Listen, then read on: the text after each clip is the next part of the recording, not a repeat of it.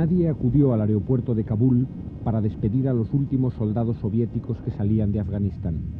Nadie, excepto un centenar de periodistas de todo el mundo, convertidos en testigos públicos del histórico acontecimiento.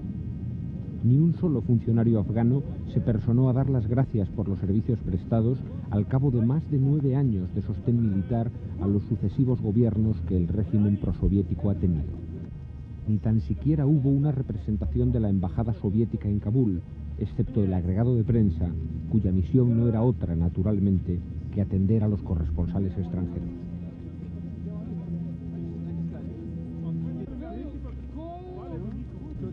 Los últimos 15 paracaidistas soviéticos en Afganistán sonreían felices de volver a casa, de volver con vida, y exhibían orgullosamente sus pecheras llenas de medallas ganadas en combate. Las últimas, pocas semanas antes, durante la batalla por el control de la carretera y el túnel de Salang, ruta vital a 4.000 metros de altura para los convoyes con tropas que salían de Kabul rumbo a la frontera. Las historias que contaron a los periodistas eran parecidas unas a otras como gotas de agua. Su destino había durado año y medio. Enumeraban con orgullo castrense las misiones de alto riesgo que habían desempeñado. Manifestaban cierta confusión e incluso perplejidad ante el contenido político de su misión y, sobre todo, confesaban una profunda nostalgia de sus pueblos, de sus familias, de sus hogares, algo común a todos los soldados del mundo. Así, sin despedidas oficiales y con más amargura que gloria, el último pelotón de paracaidistas que habían guardado el aeropuerto de Kabul durante la etapa final de la evacuación de las tropas soviéticas se disponía a subir al avión militar que los llevaría de regreso a la patria. Atrás dejaban meses de pesadilla, de vivir aislados entre los muros de los cuarteles afganos, sabiéndose odiados por la población, sintiéndose totalmente ajenos a la realidad y la cultura del país que mantenían ocupado. Meses de sufrir el acoso guerrillero, de sembrar la muerte desde el aire sobre las aldeas y de pelear contra un enemigo casi siempre invisible. La cuenta atrás de los días que faltaban para volver a casa estaba a punto de terminar. Iban a terminarse también los sentimientos de fracaso político, de heroísmo y sacrificio inútiles, de luchar por una causa equivocada. Había llegado el ansiado momento de decir adiós a Afganistán. Un adiós muy distinto al momento glorioso que habían imaginado en las academias militares. Una simple salida forzada para poner fin al más cuantioso y estéril de los gastos militares soviéticos y para cancelar la principal hipoteca en la política del Kremlin. Era un adiós sin banderas ni bandas de música, apresurado, casi vergonzante.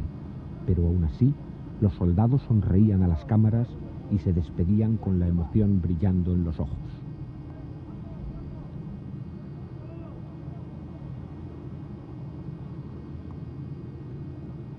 Poco después de las 2:30 de la tarde del pasado día 13, salían los últimos soldados soviéticos del aeropuerto de Kabul. Detrás quedaban 10 años de guerra, el mayor fracaso político-militar de la historia de la Unión Soviética y una gravísima incógnita sobre el régimen socialista que Moscú deja atrás en esta región del mundo.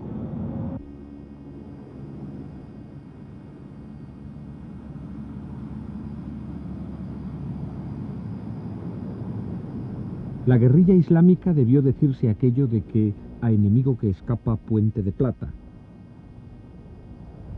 porque la ciudad de Kabul vivió en calma, una tensa calma, la jornada postrera de la retirada soviética.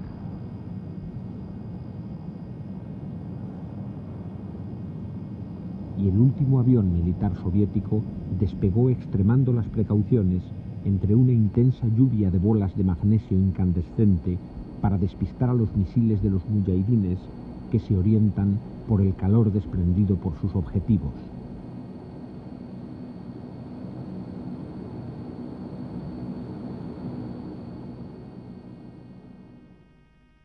La aventura militar había empezado 9 años antes. El 27 de diciembre de 1979, las tropas soviéticas invadieron Afganistán en apoyo de una de las fracciones del Partido Comunista local. Eran tiempos en que Moscú, tras consolidar gobiernos aliados en Angola y Etiopía gracias al apoyo de tropas cubanas, confiaba en ganar terreno político internacional mediante el empleo de los tanques.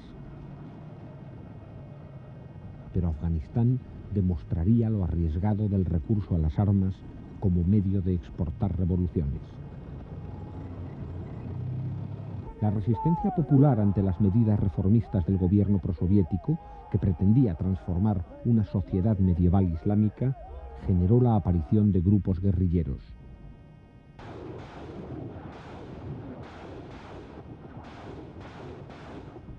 ...15 organizaciones armadas, divididas por su fe entre sunitas y chiitas y con tendencias políticas desde la moderación al radicalismo integrista, dieron jaque al ejército soviético. La guerra se extendió, sembrando el caos y la muerte por los campos de Afganistán. El balance arroja 1 millón de muertos, casi el 10% de la población alcanzada por las balas y la metralla, la mitad de las aldeas arrasadas y 5 millones de refugiados tras las fronteras de Irán y Pakistán. Estados Unidos equipó a la guerrilla con armamento sofisticado y la mantiene económicamente. Al cabo de años de inútil esfuerzo militar, los soviéticos acabaron por entender que debían salir del laberinto afgano. La guerra hacía cada vez más impopular al régimen prosoviético, mantenía paralizada su economía y se convertía en un peligroso cáncer para toda la política, interior y exterior, de Moscú. Finalmente, los acuerdos de Ginebra permitieron a Gorbachov emprender la retirada de sus fuerzas, una retirada que comenzó el 15 de mayo del año pasado y ha culminado esta semana. Los soldados soviéticos se han marchado sin cumplir la misión que tenían encomendada, dejando al país sumido en una guerra civil y en una situación general mucho peor que la de 10 años atrás.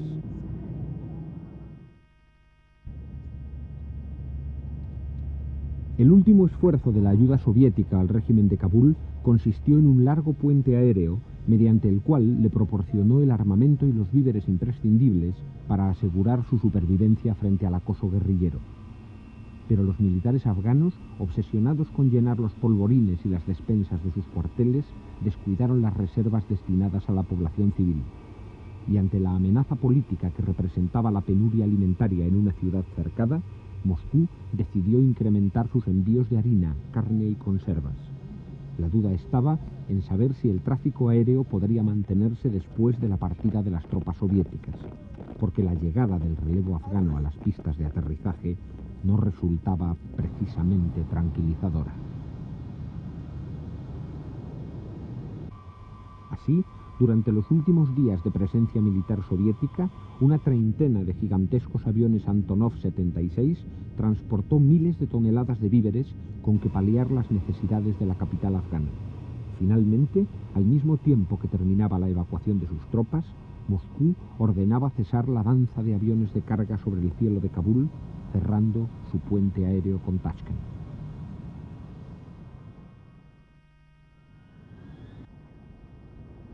En su primer día sin soviéticos, Kabul amaneció con una sensación de incertidumbre colectiva ante el futuro.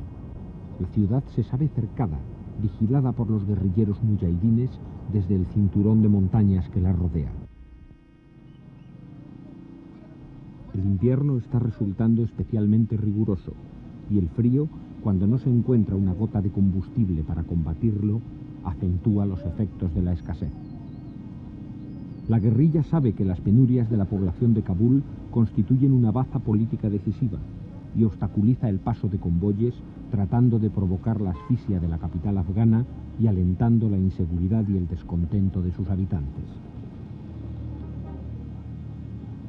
Mientras estuvieron las tropas soviéticas, se ocuparon de controlar la distribución de alimentos a las capas más necesitadas de la población, pero tras la partida del Ejército Rojo, son los centuriones afganos quienes se han hecho cargo del reparto, y el desorden con que éste se efectúa permite la desviación de grandes contingentes de víveres al mercado negro. Ante los puestos de racionamiento, las colas se hacen interminables. La gente espera durante horas para llenar un cubo de mantequilla o conseguir unos kilos de harina. Y en la trastienda del reparto, los extraperlistas se están haciendo de oro. No se puede decir que no se encuentren alimentos suficientes en la llamada venta libre. Los mercados están abarrotados de existencias y casi vacíos de clientes, porque los precios se han disparado, multiplicándose varias veces en el curso de las últimas semanas hasta resultar totalmente inasequibles para la mayoría. Muy pocos pueden pagar las cantidades fijadas por los especuladores. Por ejemplo, un ser de arroz, medida equivalente a 7 kilos, cuesta 1.500 afganis, mientras el salario de un maestro de escuela se sitúa en los 5.000.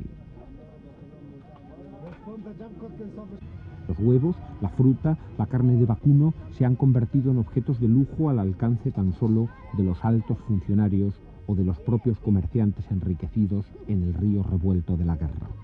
Así, mientras los más poderosos económicamente acaparan alimentos y bienes en previsión de una larga agonía militar de la ciudad, los más pobres ni siquiera acuden a los mercados, sabedores de que los objetos en oferta escaparán a sus posibilidades. Mientras las mujeres se esfuerzan en el milagro cotidiano de encontrar con qué llenar la olla, los hombres lanzan 1000 rumores sobre la guerrilla. Cuentan, en voz baja, que los muyahidines nadan en la abundancia, llegando a utilizar los sacos de cereales para levantar parapetos. Y se asegura que efectúan generosos repartos de víveres entre quienes se arriesgan a cruzar las líneas de combate para buscar ayuda entre las filas insurgentes. Imposible comprobar si es cierto. En todo caso, la fantasía popular se manifiesta espoleada por la necesidad, el hambre y el frío. La ayuda internacional es pequeña. Se percibe un cierto temor político a que los envíos humanitarios puedan interpretarse como apoyos efectivos al régimen prosoviético de Kabul. Además, la inseguridad del espacio aéreo afgano representa una barrera para la ayuda exterior. El caso es que la subalimentación empieza a dejar sentir sus consecuencias masivamente. La desnutrición quebranta el estado de salud general, aumenta las cifras de riesgo entre los enfermos y llena los hospitales de niños debilitados. Según estimaciones de las Naciones Unidas, solo en Kabul unas 350.000 personas se encuentran amenazadas por el hambre. Pensando en ellas, se ha puesto en marcha el llamado Plan Salam, cuyo reparto de víveres debe alcanzar a unas 30.000 víctimas indirectas de la guerra.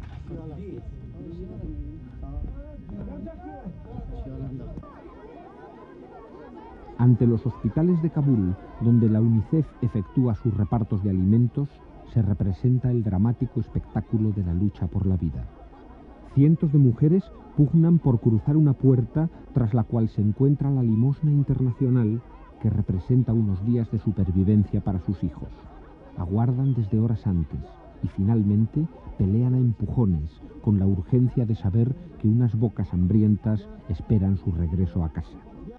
La desesperación con que estas mujeres se debaten traduce a imágenes el estado de profunda necesidad en que vive una gran parte de la población afgana, más allá de las frías estadísticas oficiales.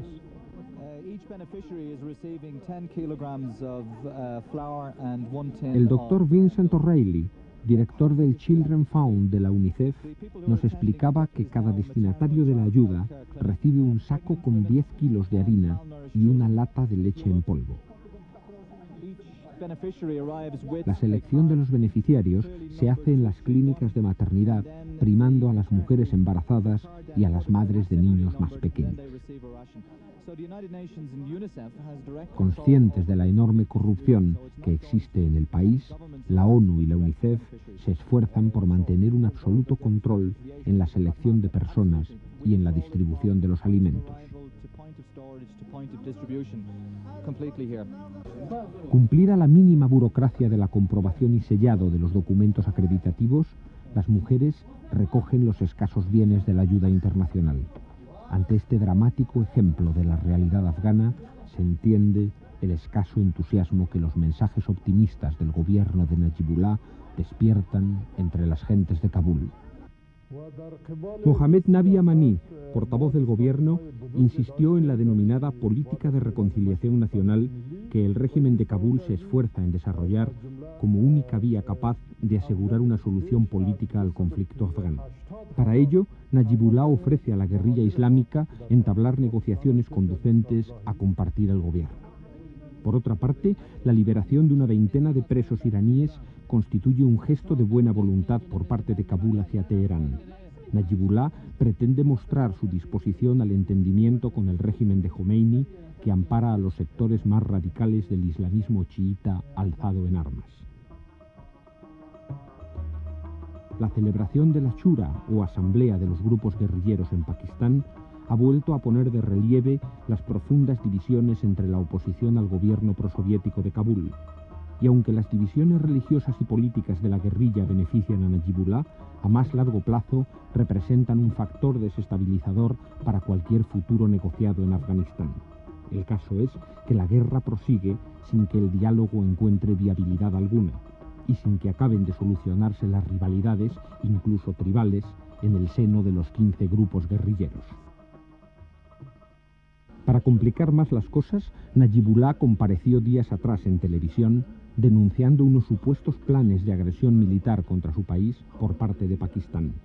Con ello, se daba otra vuelta de tuerca a la tensión bélica en la zona. Quienes escucharon al presidente afgano pasaron aquella noche más inquietos de lo habitual. El riesgo de que la guerra se extendiese acrecentó la desconfianza en el futuro de una población cada día más escéptica y asustada. Si los que apenas tienen nada que perder temen que el imprevisible desarrollo de los acontecimientos complique todavía más sus vidas, entre los más afortunados el miedo resulta mucho más perceptible.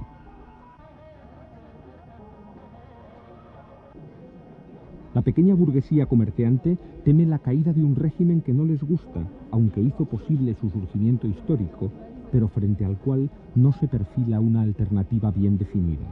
Más de 20.000 miembros de esta élite económica han salido del país, y quienes permanecen aquí no aciertan a ocultar su preocupación. Con cierta ironía, el poeta Naibí nos aseguraba que tanto esa pequeña burguesía como los intelectuales están condenados a apoyar al régimen prosoviético, les guste o no, como garantía de supervivencia frente a la alternativa incierta de un sistema islámico entre la Edad Media y la revolución jomeinista. Avec qui il y a des points communs pour les intérêts des deux. Incluso quienes apenas tienen nociones de política, como los camelleros que aún viven del comercio más tradicional, saben que los próximos meses, tal vez los próximos años, van a resultar singularmente difíciles. Su mundo pertenece ya al pasado, a un pasado minado por las reformas que impusieron los soviéticos y destrozado por la guerra, un pasado que no podrá recuperarse mientras tampoco se perfila futuro alguno para ellos. 10 años atrás, estas gentes vivían ancladas en el tiempo, pero al cabo de revoluciones y de guerra, su esperanza de vida es hoy todavía peor que entonces, porque la guerra, que interrumpe el tráfico de sus caravanas, es el único horizonte que se les ofrece. Un horizonte que los militares de Kabul, pese al jaque de la guerrilla, aún pretenden jalonado de banderas victoriosas. Así, la máxima autoridad castrense en el régimen de Najibullah nos aseguraba que la marcha de los soviéticos no supone debilidad alguna y que su ejército resistirá a toda costa.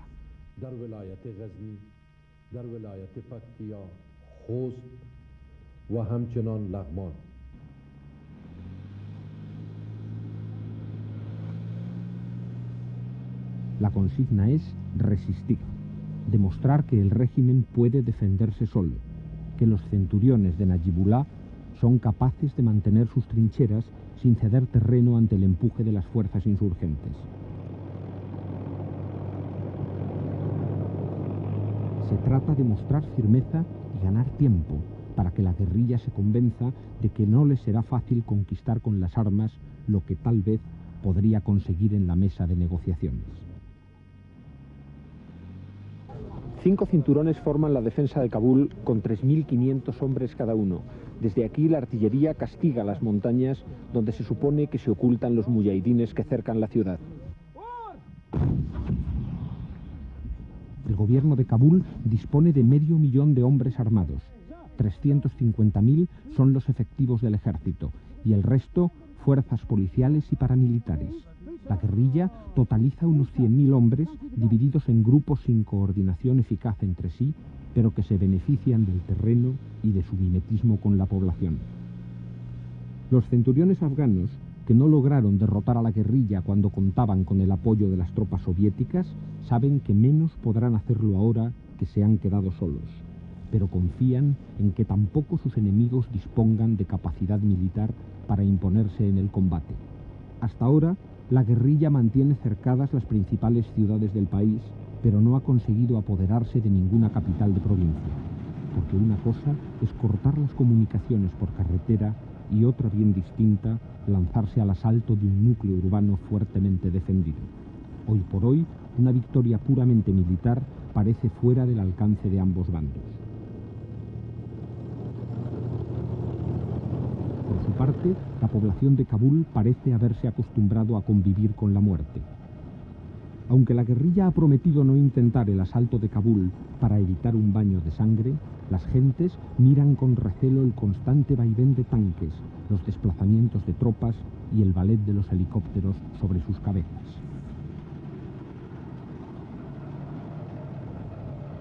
Al caer la noche, se dormirán escuchando el ruido de las explosiones de combates cercanos, y quizás se despierten sobresaltados por el impacto de alguno de los cohetes que los muyahidines arrojan sobre la ciudad con el propósito de recordar a todos que permanece a poca distancia y con las armas montadas, y que sus amenazas son algo más que palabras. Así, la cuenta de muertos civiles se incrementa cada día por el constante bombardeo guerrillero. En esta casa, en pleno centro de Kabul, un cohete rompió el muro exterior y atravesó la pared, secando la vida de una mujer de 25 años, madre de 2 criaturas. Su esposo, incapaz todavía de asimilar la tragedia, nos contaba que eran las 7:30 de la mañana y su familia se disponía a emprender la rutina diaria cuando la muerte atravesó su hogar. Es una historia que se repite una y otra vez en una ciudad situada en el ojo del huracán de la guerra.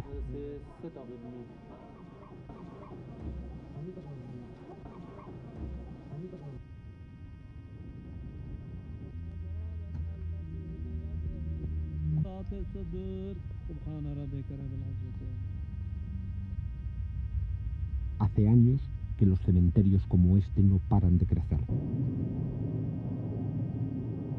Son camposantos especiales, construidos por el régimen de Kabul para ofrecer su última morada a los caídos en combate.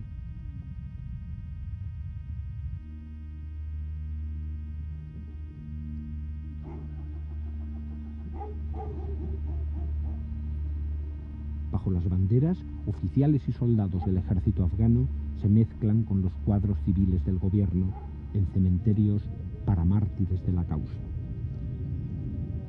No hay familia afgana, de uno u otro bando, que no sufra en su seno el vacío dejado por un mártir de la causa.